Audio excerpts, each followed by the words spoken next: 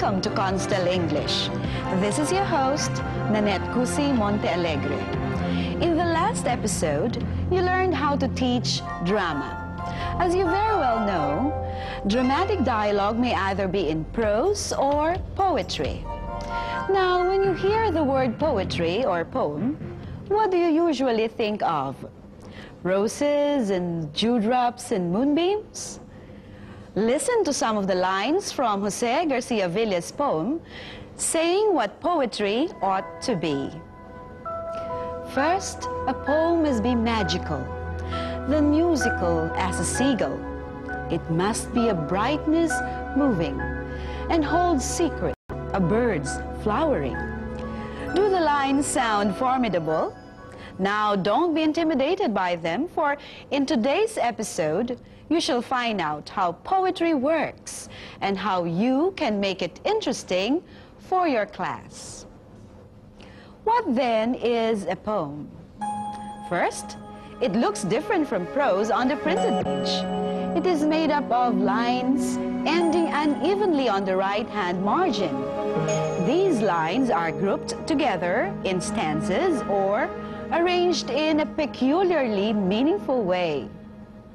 Second, when poetry is read aloud as it is meant to be, it sounds different and somehow more memorable than prose. Listen to these two versions of the description of the same scene. The prose version. Spring is here, and mud puddles have formed from the melted snow. Children are going out of the house to play. The boys, Eddie and Bill, come out hand in hand from playing marbles and pirates. Playing in the mud puddles seems to be a wonderful thing for the girls, Betty and Isabel. So holding hands, they dance on their way from playing hopscotch and jump rope. Now the poem. In just spring, when the world is mud luscious, the little lame balloon man whistles far and wee. And Eddie and Bill come running from marbles and pirates, and it's spring.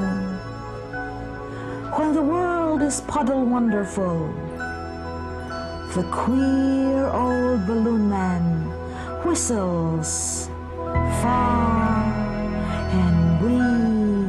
And Betty and Isabel come dancing from hopscotch and jump rope, and it's spring. And the goat-footed balloon man whistles far and wee. Third, the poem is much shorter. Its compact form tries to say so much.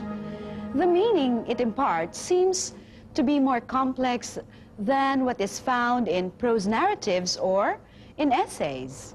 Why? Because much of the message is implied in the carefully chosen words and images.